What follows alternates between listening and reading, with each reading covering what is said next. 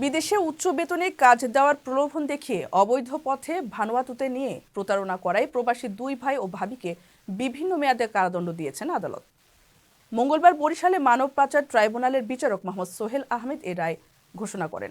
দণ্ড পাওয়া ব্যক্তিদের একজন কাতার প্রবাসী জসিমউদ্দিন হাওলাদার, তার স্ত্রী জান্নাতুর রহমান ও ছোট ভাই প্রবাসী পলাশ হাওলাদারেরও সাজা হয়েছে। রায় ঘোষণার সময় আসামি জান্নাতুর আদালতে উপস্থিত থাকলেও প্রবাসী দুই ভাই পলাতক। দণ্ডপ্রাপ্ত ব্যক্তিদের মধ্যে জসিম ও পলাশকে পৃথক দুই ধারায় যাবজ্জীবন ও ১৪ বছরের কারাদণ্ড এবং ৪৫ লাখ টাকা জরিমানায় অনাদায়ে আরও ১ বছরের সাজা দেওয়া হয়। আর জান্নাতুরকে পৃথক দুই ধারায় ১৭ বছরের কারাদণ্ড ও ১০ লাখ টাকা জরিমানা অনাদায়ে ৬ মাসের কারাদণ্ড দেওয়া হয়। বাদী মোফাজ্জল হোসেন জানান, তিনি মাসে ৮০,০০০ টাকা বেতনে কিউবায় যেতে রাজি হন। শর্ত অনুযায়ী সজল ও মোফাজ্জল দুজন মিলে কথিত কিউবা প্রবাসী পলাশের বড় ভাই জসিমউদ্দিন ও তার স্ত্রীকে ২১ লাখ টাকা দেন।